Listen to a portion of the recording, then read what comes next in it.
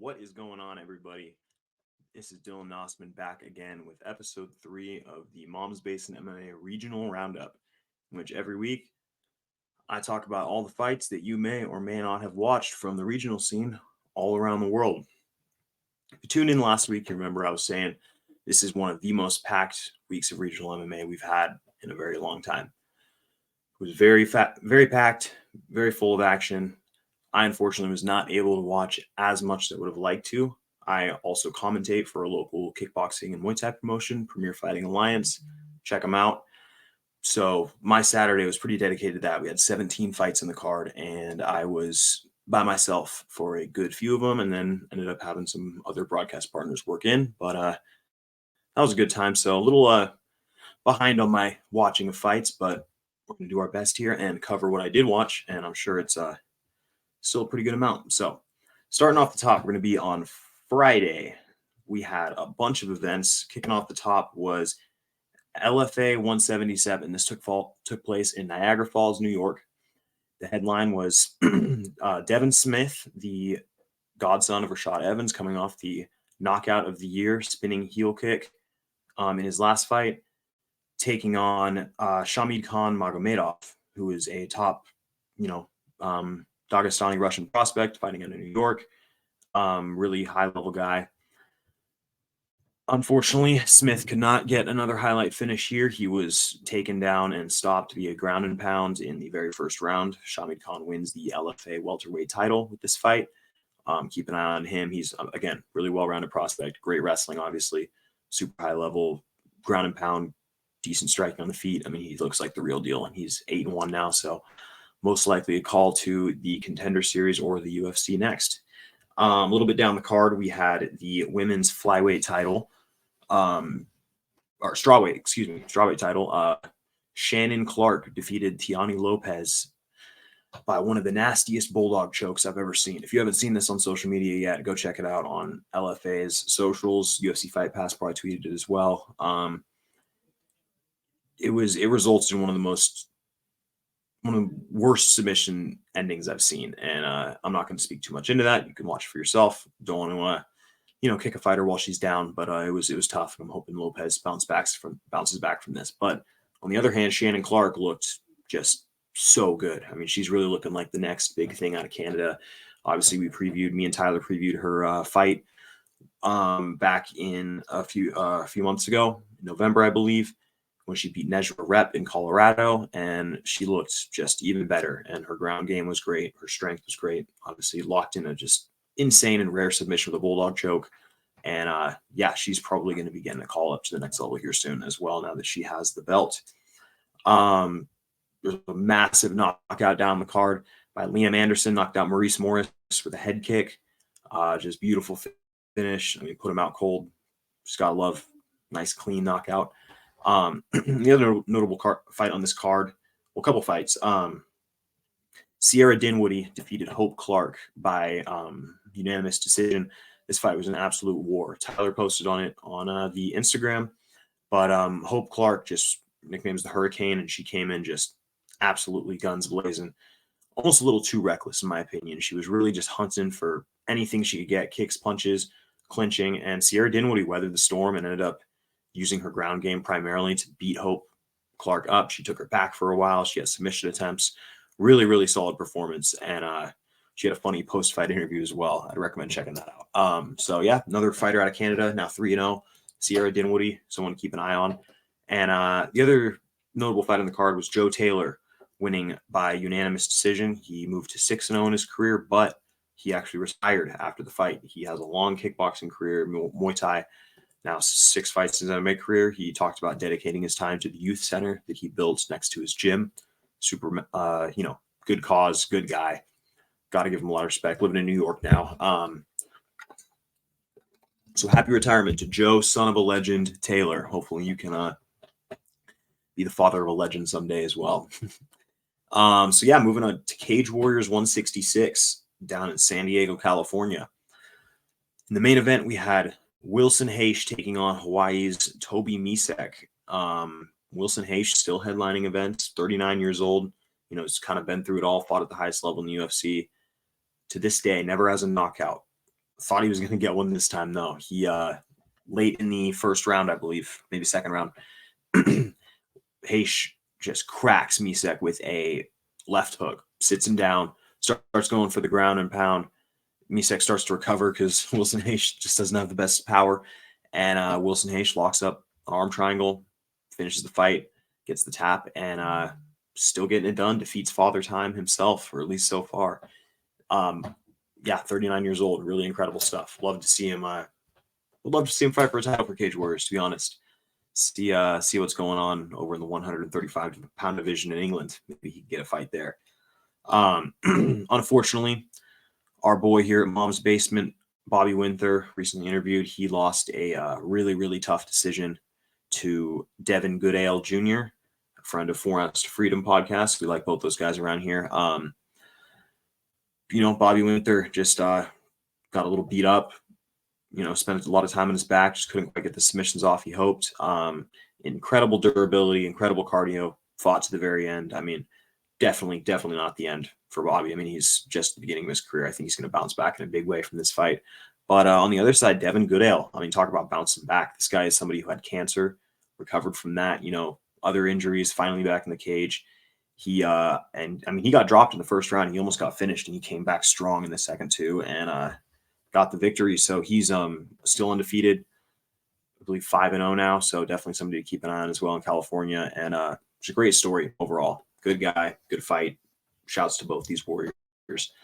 Our other friend here at Mom's Basement MMA, Anthony Orozco, was scheduled to fight, but unfortunately his opponent was not cleared the night of by the California State Athletic Commission. The fight was called about 2 hours before it was supposed to go on. So unfortunate. Hopefully Anthony gets an opponent soon.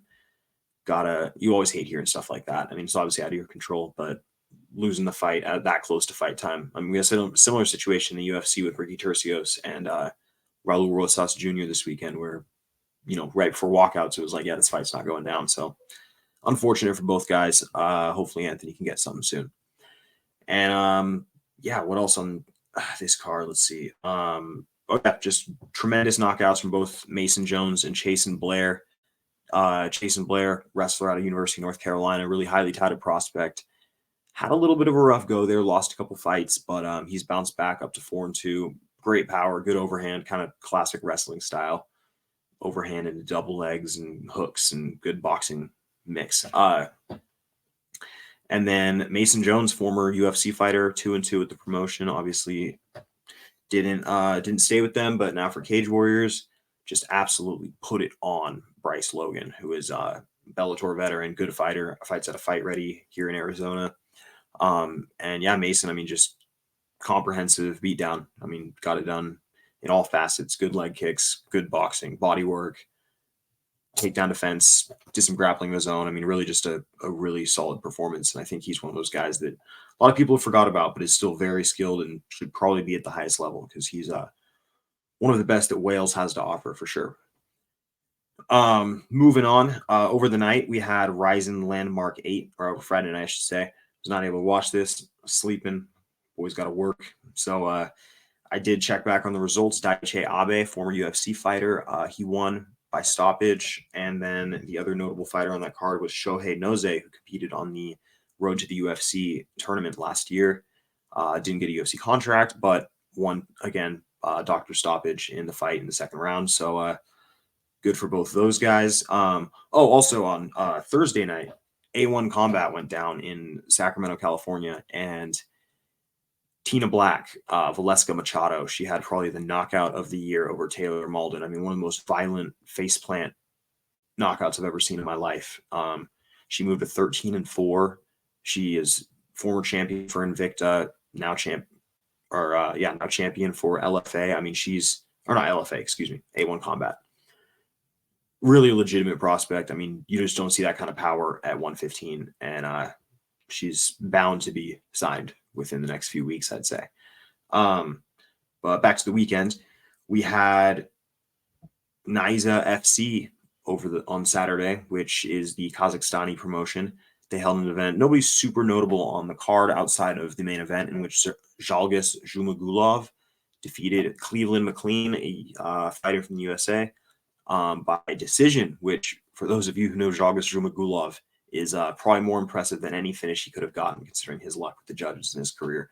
So he continues, won his last fight for Naiza, wins again, probably happy to be in his home country. Got his 5 wives there, just, living life. And then also on that card, excuse me, I need to figure out how to pronounce this name real quick. It's going to be tough. Tailiaiki Nuraji, who's a Chinese prospect, defeated Douglas Ribeiro by knockout in the first round. And this was, he threw probably 70 unanswered punches and chasing Ribeiro around the ring, and just tremendous toughness by Douglas. He ate every shot he could take, but eventually Nuraji overwhelmed him and defeated him via KO. 9-1 now. Good prospect to watch out of China. Another bigger guy. They're producing some bigger fighters these days. I believe this was at middleweight. So Mingying Zhang in the UFC, obviously big KO the other weekend, and now another guy making his name known over in the Middle Eastern and Asian scene. Obviously this weekend, UFC happened in Mexico City, so we had a lot of Mexican regional promotions holding cards. We had Budo Cento 20. Not particularly any notable fights or fighters on that card. Unfortunately, I'm not super familiar with that part of the Mexican scene. UWC also happened this weekend, Ultimate Warrior Challenge. Good promotion. Sometimes they'll bring our fighters down from California, Arizona, Texas, but again, pretty lackluster card from them. And that event also is held in the Entrum gym, like inside the gym. So that's very interesting to watch when you see it on UFC Fight Pass. Fight Club Rush happened. Fight Club Rush 19 happened in Sweden, UFC Fight Pass. I was not able to watch that, but good. Just European scene's doing really well right now, so just notable that events are happening in Sweden. But over in Mexico, the card that did have some good action was Lux 40. This is the kind of premier promotion in Mexico. Really clean and fresh gold and black color scheme. They do things pretty well there. But in the main event, we had Zaragoza facing off against Alberto Tarzan. And Alberto, he is a 6'6" welterweight. He's one of their kind of bigger stars. Super intimidating striker. Good long reach. Uses his reach well in the grappling as well. And he couldn't get it done this time. Zaragoza, he won the fight 5-round unanimous decision after really weathering a storm. Just a really complete performance. So sorry, I should do him some justice and find his first name as well.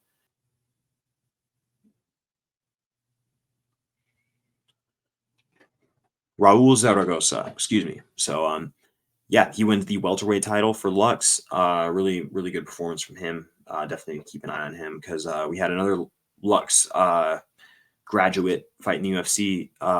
Luis Rodriguez is what he used to be called, but he was actually listed as Ronaldo Rodriguez on the broadcast. So that was interesting. But yeah, he won by submission in his fight. Moving on down the way. Combat Zone 83 happened in New Hampshire. This is Calvin Cater's promotion that he runs. This was Combat Zone 83, so they were actually in the New Hampshire University of New Hampshire Arena, which was their largest venue to date. I was a little disappointed only half the arena was used, but in the main event, UFC veteran Nick Fiore defeated Carson Frey by rear naked choke. And then also notable on that card, Terrence John Jacks, who's a former Arizona regional guy, fought for Rough MMA and some other promotions. He unfortunately lost by second round knockout, so let's hope he can bounce back moving forward. And then the other big event that I was excited about this weekend was KSW Epic. This card was just featured a lot of crazy rules fights. They had MMA fight in the gi between a judo black belt and a BJJ black belt. They had caged Muay Thai. They had a 4-man light heavyweight tournament that occurred in the night. Rafael Haratic won the first fight by body punch knockout. Really incredible shot. And then the main event, or the championship, by split decision. So he is the KSW light heavyweight champion. We had Phil DeFries and Josh Barnett going at it in a submission grappling match. This was submission only, and as a couple of big old guys. In the main event, Mamed the Cannibal Khalidov unfortunately lost by TKO as he injured his hand in the third round, so he was just unable to continue. So a little bit disappointing. Adamek wins that, Polish boxer.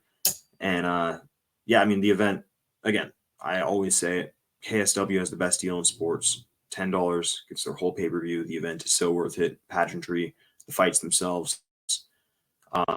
Waldemar Costa is just a tremendous ring announcer. It's just good stuff. So yeah, honestly, really, really good weekend of regional MMA. This next weekend, we're gonna have some good stuff as well. Two big events to look forward to this next weekend is LFA 178. We've got Uran Saltabadiev fighting for the interim light heavyweight championship. This takes place in Santa Cruz, California, Kaiser Permanente Arena, where the Santa Cruz Warriors play. Got Chuck Campbell on this card. He's a pretty decent light heavyweight who's around the scene. Jeff Creighton, good fighter. He's fought for LFA before.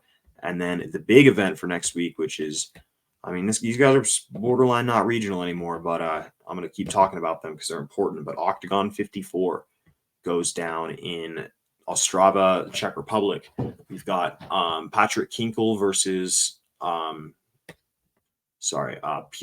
Wawrzyniak for the middleweight championship. And also, this is the first round of the lightweight tip sport game changer tournament, in which there's $1 million up for play, 16-man tournament. Some notable names here. We got Hafeni Nafuka, who is a really, really good German and Congolese prospect. We've got Mohamed Grabinski, one of their stars from Germany. We have Makwan Amirkhani taking on Machaman Machayev, one of the top fighters in Europe at featherweight and lightweight. And Daniel Torres is in this tournament. He's notable for fighting Saladin Parnasse and being Saladin Parnasse's only loss until recently when he went up for triple champ status in KSW. So, I mean, this Octagon, just one of the best promotions in the world right now. I cannot speak highly enough of them. This is going to be available through DAZN or Channel 4 News if you are in the UK or know how to pretend you're in the UK. And yeah, highly recommend. This goes down on Saturday. And I talk all the time. Octagon is probably the best promotion in Europe right now. And they're doing some awesome, awesome stuff. So, yeah, that about wraps it up for this week's regional roundup. My name is Dylan Knostman. Check me out on Instagram at DSK Combat Sports, Twitter at DSK MMA. Thank you so much for checking out the video, and thank you to everybody who has subscribed to the channel over the last few weeks. We've really noticed. Obviously, we welcome everybody. We're really excited to have people from all over the world watching, and we hope that these videos, grow your knowledge of MMA, knowledge of fighters, and for this one's particularly knowledge of the regional scene. So I'll be back next week with episode 4. Until then, enjoy the fights.